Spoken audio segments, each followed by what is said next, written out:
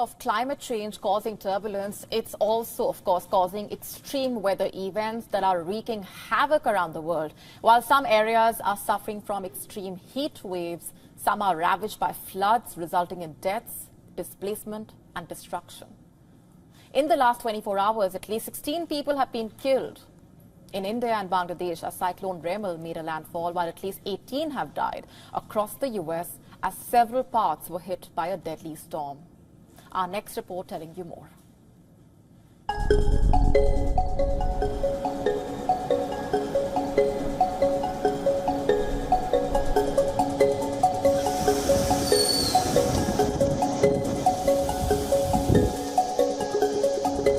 Parts of India and Bangladesh were hit by the year's first cyclone late on Sunday.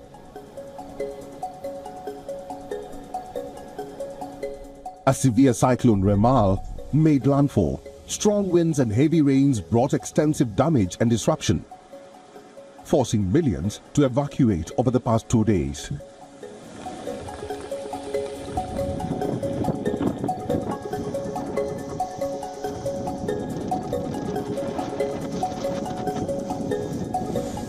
The cyclone tore through Bangladesh's southern port of Mongla and the adjoining Sagar Islands in India's West Bengal. It left behind a trail of devastation, uprooting several trees, destroying infrastructure and property. Roofs were blown away, electricity poles were knocked down, resulting in significant power disruption in various parts. Swinging into action, authorities tried to mitigate the impact by evacuating people, shutting schools, and suspending flights.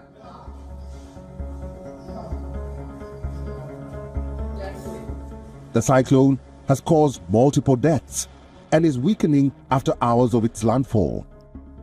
Extreme weather events have caused distress in other parts of the world too.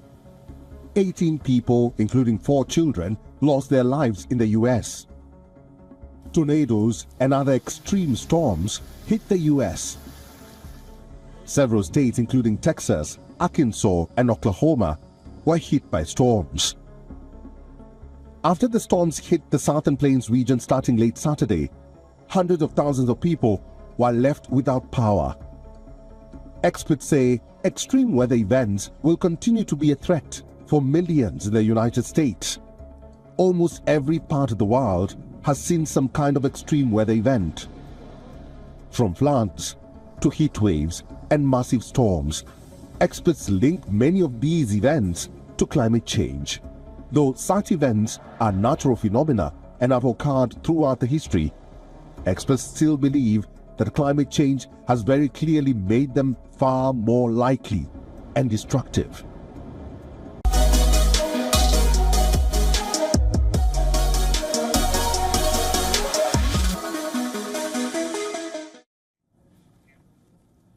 Tech giant Google recently launched its AI search results feature called AI Overviews. And the feature has not gone down too well with the users. And why is that? Well, it is reportedly giving misleading and wrong answers to simple queries. Now imagine this. You're making pizza at home. Everything is perfect, except you are unable to get the cheese to stick to the pizza. So what do you do next? Maybe you turn to Google for help. But the suggestion you receive from Google is not just bizarre, but dangerous as well. Its suggestion is to add glue to the sauce so that the cheese can stick to the pizza base. Adding glue, can you believe that? And that's not the only bizarre response, by the way. Take a look at these responses. Humans should consume at least one small rock a day. Barack Obama is a Muslim, although in reality Obama is a practicing Christian. Elephants have 2 feet. Running with scissors is a cardio exercise. I could go on and on, but you get the point here. In fact, social media is flooded with screen grabs of Google's wrong, misleading, and in some cases controversial answers. After receiving much flack from users, Google has said that it is taking action to improve its AI overviews feature. A Google spokesperson said, and I'm quoting, "We are taking swift action where appropriate under our content policies and using these examples to develop broader improvements to our system, some of which have already started to roll out." Currently available to users in the US, Google's AI search results feature a summary at the top of the page. The AI summarizes what it found on the internet with links to the online sources that supplied the information. And this happens to be one of the biggest changes to Google's world-leading search engine in 25 years. The change comes as Google feels growing pressure from AI-powered search engines like Perplexity, and from the repeated rumors that OpenAI is building its own AI search tool. While similar AI tools like ChatGPT have also come under scrutiny for often providing incorrect or misleading information, Google's search engine providing such answers has raised a lot of concern among experts. According to a report, Google's search engine accounts for more than 90% of the global market and remains a go-to search engine for many. With Google AI search engine feature giving wrong answers, the question is, why release a feature when it is far from perfect? Is the fear of getting left behind in the AI race the reason behind such shoddy tech? In today's digital age, the world is already grappling with the rise in misinformation, disinformation, fake news. Will tweaking the search engine be enough to stop the spread of such misleading information? Most importantly, is artificial intelligence technology reliable? The British Prime Minister is in a mess of his own making, by the way. You see, last week he announced early elections to be held in July, but clearly he ignored the mood of the voters. The Tories were 20 points behind the Labour to begin with. And now, here's another poll serving as a sad realization for Rishi Sunak. The thought of the Tories staying in power is even less appealing to voters than the prospect of Jeremy Corbyn entering 10 Downing Street was 5 years ago. You see, YouGov asked voters to imagine that the Conservative Party won the elections. The results were something like this. 59% voters would be dismayed or disappointed if the Tories remained in power after the 4th of July. 59%, more than half of the voters, they don't want Sunak at 10 Downing Street. Only 15% said they would be delighted or pleased.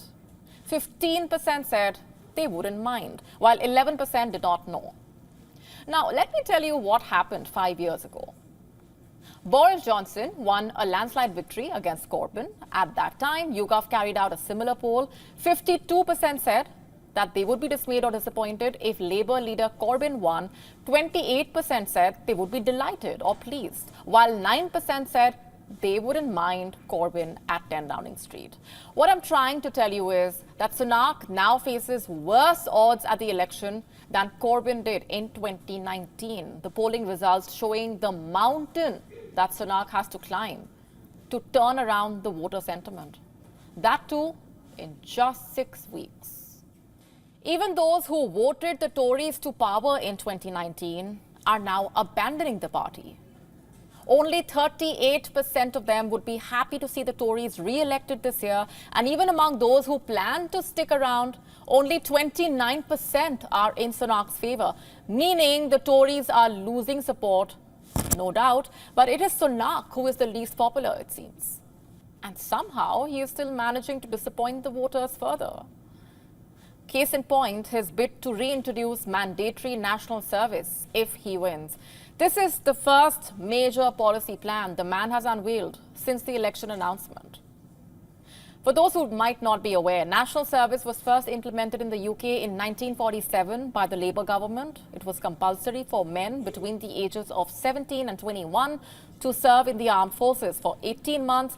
They also remained on a reserve list for 4 years. This military conscription was struck down in 1960. A similar plan was introduced in 2010 when David Cameron became the Prime Minister. It was known as the National Citizen Service. It entailed encouraging 16-year-olds to take part in activities like outdoor education-style courses, but it did not include a military component. Now, Sunak is also planning something similar. What is his national service scheme? It's not that clear at this point. All we know is the proposed plan would require 18-year-olds to participate in some form of national service for a period of 12 months. They will have the option to apply for full-time military placements or spend one weekend a month volunteering in their community. The 18-year-olds can volunteer for 25 days over a year with organizations like the NHS, the fire service, ambulance, search and rescue, and critical local infrastructure. Labour lambasted the proposal as a desperate attempt. A Labour spokesperson, in fact, said that it's a $3 billion unfunded commitment from a Tory party which already crashed the economy. Another called it a half-baked gimmick. The Tories have announced several cuts to the British troops, by the way, and now they are looking for volunteers to fill in. Sunak is facing attacks from all directions. In a stinging critique of the Conservative Party's fortunes under Sunak, a Tory peer, Lord Goldsmith, said that Sunak has damaged the party almost beyond repair, and he will probably disappear to California, quote unquote, following the general election. What will Sunak do next? Is there any chance to sway the voters in his favor, or has that ship already sailed?